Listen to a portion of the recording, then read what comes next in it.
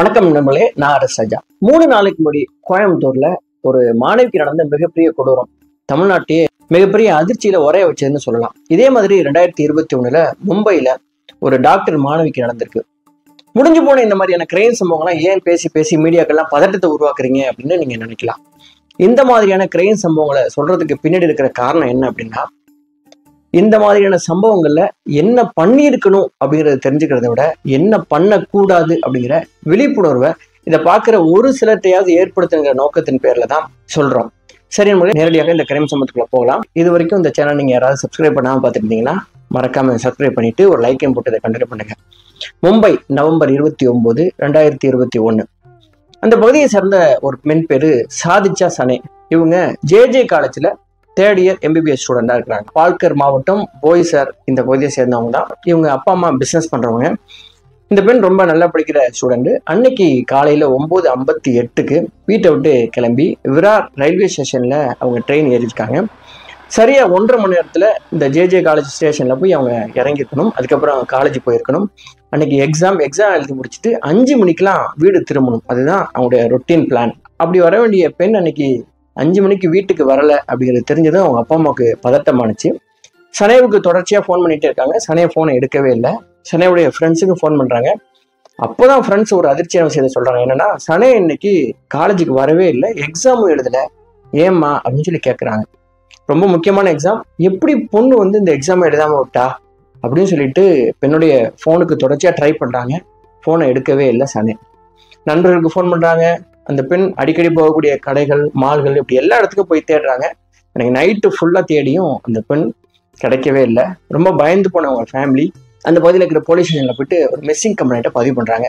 அந்த கம்ப்ளைண்ட் எடுத்துக்கிட்ட போலீஸ் விசாரணையில உடனடியாக துரிதமா இறங்க ஆரம்பிக்கிறாங்க. அப்படி அவங்க 2 தனிப்பட அமைச்சு இந்த பெண் ட்ரெயின்ல ஏறி இருக்காங்கன்னா சிசிடிவி ஃபுட்டேஜ் இருக்கணும்ல, அதுவும் இந்த காலேஜ் ஸ்டேஷன்ல இறங்கியிருக்காங்கன்னா அங்கேயும் இறங்கி போனதுக்கான சிசிடிவி இருக்கணும்லன்னு சொல்லிட்டு ஒரு தனிப்படை அதை போய் விசாரிக்கிறாங்க. அப்படி விசாரிச்சதுல சரியா 9:58 விரார் ஸ்டேஷன்ல இவங்க ஏறினதுக்கான சிசிடிவி ஃபுட்டேஜ் இருக்குது.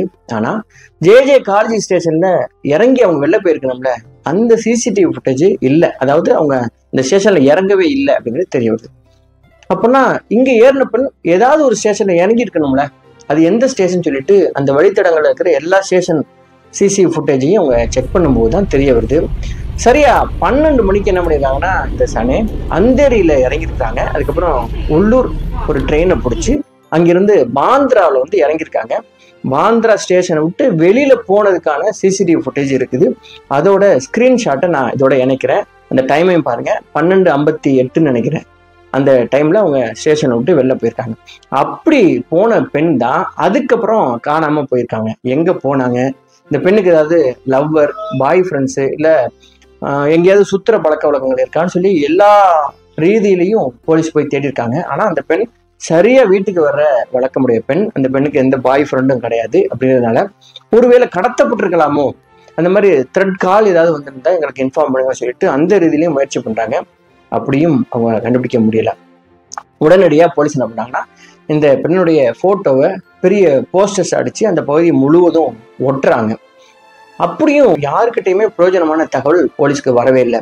இன்னொரு டீம் என்ன பண்றாங்கன்னா, சனாவுடைய போன் டவர் இப்ப எங்க இருக்கு, கடைசியா அவங்க தொலைஞ்சு போகும்போது எங்க இருந்திருக்கு அப்படின்னு செக் பண்றாங்க. அப்படி பார்த்தா பேண்ட் ஸ்டாண்ட்ல இருக்கிற பீச்ல தான் அவங்க காணாம போனதா சொல்லப்பட்ட அந்த நவம்பர் 29, நவம்பர் 30 அந்த 2 நாள் இருந்திருக்கு அப்படிங்கிறது தெரிய வருது. ஒரு கட்டத்துல கடைசியா அந்த சனே எங்க இருந்திருக்காங்க தொலையும் போது அப்படின்னா, ஒரு பீச்ல இருந்திருக்காங்க, பேண்ட் ஸ்டாண்ட் பீச்ல. அந்த பீச்ல இருந்து அவங்க காணாம போயிருக்காங்க. எங்க போனாங்கன்னே தெரியல, அப்படியே மறைஞ்சு போயிட்டாங்க. பீச்சுக்கு போயிட்டு போலீஸ் டீம் ஒவ்வொரு ஆள்கிட்டையும் இந்த பொண்ணுடைய போட்டோ காமிச்சு நீங்க பாத்தீங்களான்னு விசாரிக்கிறாங்க. அப்படி விசாரிச்சதுல அங்க இருக்கிற கடைத்தல்ல இருந்த ஒரு சில பேர், இந்த பெண் நவம்பர் 29 மத்தியானத்துல இருந்து இந்த பகுதியில் தாங்க சுத்திட்டே இருந்துச்சு, ஸ்நாக்ஸ் எல்லாம் வாங்கி சாப்பிட்டுச்சு, அதுக்கப்புறம் நைட்ல கூட பார்த்தாங்க அப்படின்னு ஒரு சில பேர் தகவலை சொல்றாங்க. அப்படி விசாரிச்சதுல அங்க வேலை பார்த்துட்டு இருந்த அன்னைக்கு டியூட்டில இருந்த லைஃப் கார்டு ரொம்ப முக்கியமான ஒரு தகவலை சொல்றாரு. அவர் பேரு மித்து சிங். ஆமா சார், இந்த பொண்ணை நான் பார்த்தேன், நைட்டு 2 மணிக்கு கடலுக்குள்ள சூசைட் பண்றதுக்காக தண்ணிக்குள்ள இறங்கி போயிட்டு இருந்துச்சு, நான் ஓடி போயிட்டு பிடிச்சி அந்த பொண்ணை காப்பாத்தினேன். காப்பாற்றும் போது அந்த பொண்ணு சிரிச்சுக்கிட்டே சொன்னிச்சு, இல்லை சார் நான் சூசைட்லாம் பண்ண வரல, எனக்கு கொஞ்சம் மனசு கஷ்டமா இருந்துன்னு சொல்லி தண்ணியில நடந்துகிட்டு இருக்கிறேன், நீங்க ஒன்றும் பயப்படாதீங்க அப்படின்னு சொல்லி ரொம்ப கேஷுவலா பேசினாங்க. அதுக்கப்புறம் தான் எனக்கு கொஞ்சம் ரிலாக்ஸ் ஆயிட்டு உண்மைதானாமா அப்படின்னு சொல்லி நானும் பேசினேன். அதுக்கப்புறம் 2 பேர் சேர்ந்து செல்ஃபி எடுத்துக்கிட்டோம் அப்படின்னு சொல்லி செல்ஃபி போட்டோவை காட்டுறாரு. நான் அதையும் உங்கள் பார்வைக்காக இணைக்கிறேன். இந்த செல்ஃபி எப்போ எடுத்துக்காங்கன்னா 2:35க்கு. அதுக்கப்புறம் 3:45 வரைக்கும் அந்த பொண்ணு கூட நாங்கள் அப்படியே வாக்கிங் போயிட்டு பேசிட்டு இருந்தேன். அதுக்கப்புறம் நான் வீட்டுக்கு போறேன்னு சொல்லி அந்த பொண்ணு கிளம்பிட்டாங்க. உண்மையிலே வீட்டுக்கு பத்திரமா போயிருப்பாங்களா அப்படின்னு எனக்கு டவுட் இருந்துச்சு. அதுக்கப்புறம் நான் அவங்களுக்கு ட்ரை பண்ணிட்டே இருந்தேன். நிறைய முறை ட்ரை பண்ணேன், அந்த பொண்ணு எடுக்கவே இல்லைங்க. சரி அப்படின்னு சொல்லிட்டு அந்த பொண்ணுக்கு நான் அதுக்கப்புறம் ஃபேஸ்புக்ல கூட ஃப்ரெண்ட் ரெக்வஸ்ட் கொடுத்தேன். இப்படி எல்லா தகவலையும் மீத்து சிங் சொல்றாரு. இது உண்மைதானா அப்படின்னு சொல்லிட்டு போலீஸ் கிராஸ் கொஸ்டின் பண்றாங்க. டெக்னிக்கலா எவிடன்ஸ் இருக்கான்னு செக் பண்றாங்க. அது எல்லாமே உண்மை. அந்த பொண்ணுக்கு இவர் ட்ரை பண்ணியிருக்காரு, 11 மிஸ்டு கால், அதுக்கான எவிடன்ஸும் வச்சிருக்காரு, செல்ஃபி போட்டோவும் காட்டுறாரு. ஸோ இது எல்லாமே உண்மை. அதுக்கப்புறம் அந்த பீச்ல இருந்து வெளில போன பொண்ணு தான் காணாம போயிட்டாங்க அப்படின்னு போலீஸுக்கு தெரிய வருது. இதுக்கப்புறம் இந்த கேஸை எப்படி நகர்த்துறது அப்படின்னு போலீஸுக்கு தெரியவே இல்லை. இந்த இடத்துலயே நிக்குது. இந்த இடத்துக்கு வர்றதுக்குள்ள சில பல மாதங்களே ஆகிருது. இந்த சனம் என்ன ஆனாங்க அப்படிங்கிறதே தெரியவே வரல. இப்படி போயிட்டு இருக்கும்போது தான் லோக்கல்ல இருக்கிற பப்ளிக்கும் மெடிக்கல் காலேஜ் ஸ்டூடெண்ட்ஸ் எல்லாமே போராட்டத்தை மிக தீவிரமா முன்னெடுக்கிறாங்க. ஒரு டாக்டர் மாணவி காணாம போயிட்டாங்க, இவ்வளவு அலட்சியமா இந்த அரசு இருக்குது அப்படின்னா சாதாரண எளிய மக்களுக்கு என்ன பாதுகாப்பு இருக்கும்னு சொல்லிட்டு மிகப்பெரிய போராட்டம் வெடிக்குது மும்பைல. அதுக்கப்புறம் இந்த கேஸை கிரைம் பிரான்ச்சுக்கு மாத்துறாங்க. கிரைம் பிரான்ச் என்ன பண்றாங்கன்னா மறுபடியும் ஆரம்பத்திலேருந்து இந்த கேஸ் எங்கெல்லாம் பயணம் செஞ்சதோ அது ஃபுல்லாவே அவங்க மறுபடியும் எடுத்து ஆய்வு பண்றாங்க. அப்படி ஆய்வு பண்ணும்பொழுது கடைசியா யாருக்கிட்ட வந்து இந்த கேஸ் நிக்குது அப்படின்னா இந்த மித்து சிங் லைஃப் கார்டு இருக்காருல்ல, அவர்கிட்ட தான் வந்து நிக்குது. அவரை கூப்பிட்டு மறுபடியும் என்கொயரியை ஸ்டார்ட் பண்றாங்க. அவர் என்ன நடந்துச்சு அப்படிங்கிறத ஃபுல்லாவே சொல்றாரு. இன்னொரு டீம் என்ன பண்றாங்கன்னா அன்னைக்கு, அதாவது நவம்பர் 29 நைட்டு 10 மணில அந்த பெண் மித்து சிங் கூட இருந்தாங்கல்ல, அந்த இரவு 3:30 4:30 இந்த டைம் வரைக்கும் இந்த கடற்கரை பகுதியில வேற யாராவது அக்யூஸ்டு வந்திருக்கிறதுக்கான வாய்ப்பு இருக்கா, அந்த மாதிரியான செல்போன் நம்பர்ஸ் ஏதாவது அங்க இருந்து பயன்படுத்தப்பட்டிருக்கா, இப்படி எல்லா ரீதியிலையும் அவங்க செக் பண்ணும்போது டெக்னிக்கலா ஒரு விஷயத்த அங்க கண்டுபிடிக்கிறாங்க. என்ன அப்படின்னா அந்த இடத்துல அப்துல் ஜாபர் அப்படின்னு ஒருத்தர், அவருடைய நம்பர் அந்த இடத்துல இருந்திருக்கு, ஆக்டிவேட்டா இருந்திருக்கு அப்படிங்கிறது தெரிய வருது. இந்த அப்துல் ஜாபர் யாரு அப்படின்னு விசாரிக்கிறாங்க. அப்படி விசாரிக்கும் போது அவங்களுக்கு அதிர்ச்சியான இன்னொரு தகவலும் கிடைக்குது. அந்த அப்துல் யாரு அப்படின்னா இந்த மித்து சிங் லைஃப் கார்டு இருக்காருல்ல, அவருடைய ஃப்ரெண்டு. இந்த மித்து சிங்கோட போனை வாங்கி அவங்க செக் பண்ணும்போதுதான் இன்னொரு முக்கியமான விஷயமும் தெரிய வருது. என்ன அப்படின்னா இந்த மித்து சிங் சரியா ஒரு 2:45 மணிக்கு வாட்ஸ்அப்ல அப்துலுக்கு ஒரு மெசேஜ் போட்டிருக்காரு. என்னன்னா உடனடியா இந்த பீச்சுக்கு வா அப்படின்னு சொல்லி மெசேஜ் போட்டிருக்காரு அப்படிங்கிறது தெரிய வருது. இதை அப்துல் கிட்ட கேட்கறாங்க, நீ எதுக்காக இந்த மெசேஜ் போட்ட அப்படின்னா, இல்ல என்னுடைய ஃப்ரெண்டு சும்மா நாங்க அதிகாலையில வாக்கிங் போவோம், அதுக்காக தான் வர சொன்னோம் அப்படின்னு சொல்லி அந்த தகவலை சொல்றான். ஆனாலும் இந்த 2 பேருக்குள்ளயும் ஏதோ ஒன்று தப்பு நடந்திருக்குது, இந்த 2 பேரும் தான் சனைவை ஏதோ பண்ணிருக்கணும் அப்படின்னு ஓரளவுக்கு தெரிஞ்சிருச்சு கிரைம் பிரான்ச் போலீஸ்க்கு. உடனடியா 2 பேரையும் கஸ்டடிக்கு எடுக்கிறாங்க. கடுமையான விசாரணைக்குள்ள உட்படுத்தும் பொழுதுதான் இந்த 2 பேரும் தங்கியிருந்த ரூம்மேட் ஒருத்தர் வந்து ஒரு முக்கியமான தகவலை சொல்றாரு. அதாவது ஒரு நாள் நைட்டு இவங்க 2 பேரும் சரக்கு அடிச்சு இருந்திருக்காங்க, பக்கத்துல படுத்து தூங்கிட்டு இருந்திருக்கிறார் அந்த நண்பர். அப்போ இந்த 2 பேரும் பேசி இருந்திருக்காங்க, நம்ம 2 பேரும் ஜெயிலுக்கு போறோம், அதுவும் இல்லாம ஒன்னா கை கோத்துக்கிட்டு ஜெயிலுக்குள்ள ஒவ்வொரு ரூமா எப்படி போய் பார்க்கலாம் அப்படின்னு சொல்லி சிரிச்சிட்டு இருந்திருக்காங்க. எதை பத்தி பேசுறாங்க அப்படின்னே தெரியாம பக்கத்துல படுத்திருந்த இந்த நண்பர் வந்து கேட்டுட்டு இருந்திருக்காரு. இந்த தகவலை கிரைம் பிரான்ச்ல வந்து அவர் சொல்லிடுறாரு. இது வந்து இவங்கதான் குற்றம் பண்ணியிருப்பாங்க அப்படிங்கிறதுக்கு ரொம்ப ரொம்ப முக்கியமான ஒரு சாட்சியாகவும் இருக்கு. அப்படிங்கிறனால இதை எடுத்துக்கிட்டவங்க இந்த 2 பேரையும் கடுமையான விசாரணையில ஈடுபடுத்தும் பொழுது இப்போ என்ன நடந்துச்சு அப்படிங்கிற எல்லா உண்மையும் சொல்றாங்க. இந்த 2 பேருமே அன்னைக்கு என்ன நடந்திருக்கு அப்படின்னா, இந்த சனையை வந்து எக்ஸாமுக்கு சரியா படிக்காததுனால ரொம்ப மனசு கஷ்டமாகி, சரி எங்கேயாவது நம்ம தனியா போயிட்டு ஒரு பீச்ல இருக்கலாம், கொஞ்ச நேரம் ரிலாக்ஸ் பண்ணிட்டு அதுக்கப்புறம் வீட்டுக்கு போகலாம் அப்படின்னு முடிவு பண்ணியிருக்காங்க. அதுக்காக தான் இந்த பேண்ட் ஸ்டாண்ட்ல இருக்கிற பீச்சுக்கு வந்திருக்காங்க. பீச்ல வந்துட்டு ஸ்நாக்ஸ் எல்லாம் வாங்கி சாப்பிட்டு ரொம்ப அந்த காலார கடற்கரையில நடந்துகிட்டே இருந்திருக்காங்க. டைம் போனதே தெரியல. 10 மணி 12 மணி இப்படி தாண்டி போயிட்டு இருந்திருக்கு. கடைசியா ஒரு 2 மணிக்கு கடல் தண்ணீரை போய் காலை நனைச்சிட்டு அதுக்கப்புறம் வீட்டுக்கு போய் நம்ம படிக்க ஆரம்பிக்கலாம் அப்படின்னு நினைச்சிட்டு கடல் தண்ணிக்குள்ள போயிருக்காங்க. அப்பதான் அந்த மித்து சிங் லைஃப் கார்டு அன்னைக்கு அங்க அவர் பணியில இருந்திருக்கார். ஓடி போயிட்டு இந்த பொண்ணை காப்பாத்துறதுக்காக போயிட்டு உண்மையிலேயே காப்பாற்றத்தான் போயிருக்கான். அந்த பொண்ணை கையை பிடிச்சிட்டு வெளில இழுத்துட்டு வந்தோடனே அந்த பொண்ணு சொல்லியிருக்காங்க, நான் சாகலைங்க, ஜஸ்ட் சும்மா நான் வந்து ரிலாக்ஸ் பண்ணிக்கிறதுக்காக தண்ணியில் நடக்கிறேன், நீங்க பயப்படாதீங்க அப்படின்னு அந்த பெண் சொல்லியிருக்காங்க. அதுக்கப்புறம் இந்த 2 பேரும் என்ன பண்ணியிருக்காங்கன்னா பீச்ல நடந்திருக்காங்க. அப்படி நடக்கும் பொழுது இந்த மித்து சிங்குக்கு ஒரு விஷயம் நடந்திருக்கு. இந்த பெண் இந்த இடத்துல வந்திருக்கா அப்படின்னா கண்டிப்பா வீட்டுல சொல்லிட்டு வந்திருக்கிறதுக்கான வாய்ப்பு இல்லை. ஏதோ கோச்சுக்கிட்டு தான் இந்த பெண் வந்திருக்கு.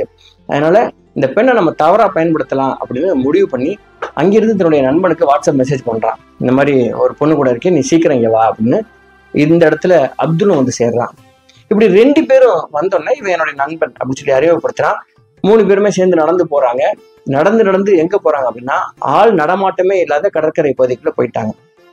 நல்லா பேசிட்டு இருந்த இந்த மித்து சிங் திடீர்னு சனையோடைய கழுத்து பிடிச்சி நெரிக்கிறான், கீழே தள்ளுறான். அந்த இடத்துலயே ரொம்ப கொடுமையா ஒரு வன்புணர்வு நடக்குது. 2 பேருமே அந்த பொண்ணை வேட்டையாடுறாங்க. கடைசியில அந்த பொண்ணுடைய கழுத்தை நெரிச்சு கொல்றாங்க. இந்த லைஃப் கார்டு மித்து சிங் கிட்ட ஒரு ஜாக்கெட் இருக்கு. அந்த ஜாக்கெட்டை வந்து இந்த பெண்ணுக்கு போட்டு இறந்து போன அந்த பெண்ணுடைய உடல்ல போட்டு டியூப்லாம் மாட்டி விட்டு, இவன் ஒரு நீச்சல் வீரர் அப்படிங்கனால கடலுக்குள்ள ஏறக்குறைய 100 மீட்டர் தாண்டி உள்ளுக்குள்ள எடுத்துட்டு போயிட்டு டியூப் அந்த லைஃப் ஜாக்கெட்லாம் கலட்டிட்டு இந்த பெண்ணுடைய சடலத்தை தண்ணிக்குள்ள தள்ளிட்டு அதுக்கப்புறம் வந்து கடற்கரையில் அவன் பண்ணதுதான் மிகப்பெரிய மாஸ்டர் மைண்டு. இவன் உண்மையிலே ஒரு பெரிய கிரிமினல் அப்படிங்கிறதுக்கு இதுதான் முக்கியமான விஷயம். வந்தவன் அந்த பொண்ணுடைய போனுக்கு தன்னுடைய போன்ல இருந்து தொடர்ச்சியா மிஸ்டு கால் கொடுக்குறான். அவன் என்ன பிளான் பண்றான் அப்படின்னா, கண்டிப்பா போலீஸ் வந்து நம்மளை தேடி வந்துட்டாங்க அப்படின்னா இதுதான் நம்ம தப்பு பண்ணலங்கிறதுக்கு சாட்சி. அதாவது அந்த பொண்ணு பத்திரமா வீடு போய் சேர்ந்துருச்சான்னு நான் செக் பண்றதுக்காக ஃபோன் பண்ணேன். அந்த பொண்ணு வந்து போனை எடுக்கல. அதுக்கப்புறமும் இந்த பொண்ணுகிட்ட எப்படியாவது பேசி விசாரிக்கலாம் அப்படிங்கிறதுக்காக ஃபேஸ்புக்கில் ரெக்வஸ்ட் வேற கொடுத்து வச்சேன், அந்த பொண்ணு அக்செப்ட் பண்ணல அப்படின்னு அந்த இடத்துல அவன் ட்ரை பண்ணி இந்த விஷயத்தை தான் போலீஸ்கிட்ட காமிச்சு போலீஸ்லேருந்து தப்பிச்சிருக்கான். இவன் நல்லவன் அப்படின்னு நம்பின இடம் போலீஸ் இந்த இடம் தான். இது எல்லாமே கிரைம் பிரான்ச்ல அவன் ஒத்துக்கிறான். அதுக்கப்புறம் கிரைம் பிரான்ச்ல கண்டுபிடிச்சதுல ரொம்ப ரொம்ப முக்கியமான விஷயம் என்ன அப்படின்னா, இவன் ஆரம்பத்துல போலீஸ் என்ன சொல்லியிருக்கான்னா 3:45 வரைக்கும் நாங்க இருந்தேன், அந்த பெண் வந்து போனாங்க அப்படின்னு சொல்லியிருக்கான்.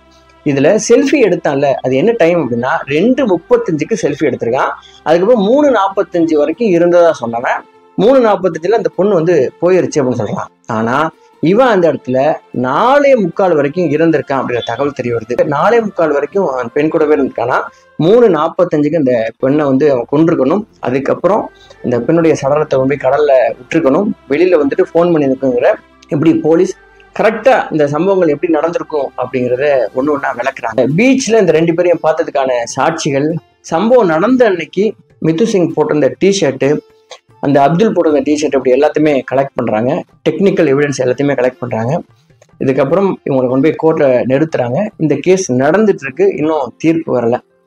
அதுக்கப்புறம் என்ன பண்ணிருக்காங்கன்னா, இந்த மித்து வந்து சனையுடைய உடலை கொண்டு போயிட்டு கடற்குள்ள போட்டான்ல, அந்த இடத்துல இருந்து சனையுடைய உடலை தேடி எடுக்கிறதுக்காக இந்திய கடற்படை நீச்சல் வீரர்களும் லோக்கல் இருக்கிற ஆட்களுமா சேர்ந்து தேடுறாங்க. ஆனா இன்னைக்கு வரைக்கும் அந்த பாடியை எடுக்க முடியல. இந்த சம்பவத்தை நான் ஏன் இப்ப பதிவிடுறேன் அப்படின்னா, கோயம்புத்தூர்ல அந்த குற்ற சம்பவம் நடக்கிறதுக்கு ரொம்ப ரொம்ப முக்கியமான விஷயம் அங்க இருந்த சமூக விரோதிகள். ஆனா அதுல கொஞ்சம் சதவீதம் அந்த பெண்ணுடைய தவறு இருக்கு இல்லையா. அதாவது ரொம்ப ஆபத்தான பகுதி, ஆள் நடமாட்டம் இல்லாத ஒரு பகுதி, குற்றம் நடக்கிறதுக்கு ஏதுவான பகுதிக்கு அந்த பெண் போயிருக்க வேண்டிய அவசியம் இல்லை அப்படிங்கிறது இன்னொரு முக்கியமான கருத்து இல்லை. ஆராத்து அப்படின்னு சொல்லிட்டு ஒரு ரைட்டர் கூட அவருடைய பிளாக்ல எழுதியிருக்கிறாரு. என்ன அப்படின்னா, பெண்கள் அந்த நாட்டுல எந்த இடத்துக்கு வேணாலும் போகலாம், அவங்களுக்கு எல்லா சுதந்திரமும் இருக்கு. ஆனா கூட அப்படிப்பட்ட இடத்துக்கு போகிறதுக்கு முன்னாடி அந்த இடத்துல போறது நமக்கு ஆபத்தா பாதுகாப்பா அப்படிங்கிறத நம்ம வந்து உணரணும். ஒருவேளை உங்க லவ்வர் வந்து உங்களை கம்பல் பண்ணி கூப்பிடுறாரு, அப்படி கூப்பிடுற இடம் வந்து உங்களுக்கு பாதுகாப்பான இடம் இல்லை அப்படின்னா தயவு செஞ்சு அவர்கிட்ட சொல்லி பாதுகாப்பான இடத்துக்கு போகலாம். ஒரு ஹோட்டல் போங்க, இல்லை மால் போங்க, இல்லை காஃபி டே போங்க, இல்லைன்னா மக்கள் கூட்டமா இருக்கிற இடத்துக்கு போங்க. அதையும் மீறி தனியான இடத்துக்கு தான் நீ வரணும் அப்படின்னு அவர் உங்களை கம்பல் பண்றாருன்னா உங்க மீது அவருக்கு கொஞ்சம் கூட அக்கறை இல்லை அப்படிங்கிறத நீங்க புரிஞ்சுக்கங்க. இப்படியான ஆபத்து வந்தா அவரால் ஒண்ணுமே பண்ண முடியாது, அவருக்கும் சேர்த்துதான் அது ஆபத்து அப்படிங்கிறத புரிய வைக்க வேண்டிய அந்த கடமை பெண்களாகிய உங்களுக்கு இருக்கு அப்படிங்கிறத நான் வந்து இந்த இடத்துல ரொம்ப ஸ்ட்ராங்காகவே பதிவு பண்றேன். சரி நம்மளே, இது என்னுடைய கருத்து. இதுல தப்பு இருந்தாலும் நீங்க சொல்லுங்க, இல்லைன்னா உங்க கருத்துக்களை நீங்க பதிவு பண்ணுங்க. மறக்காம இந்த சேனலை சப்ஸ்கிரைப் பண்ணீங்க, லைக் பண்ணுங்க. நான் உங்கள் ஆர்.எஸ். ராஜா. நன்றி, வணக்கம்.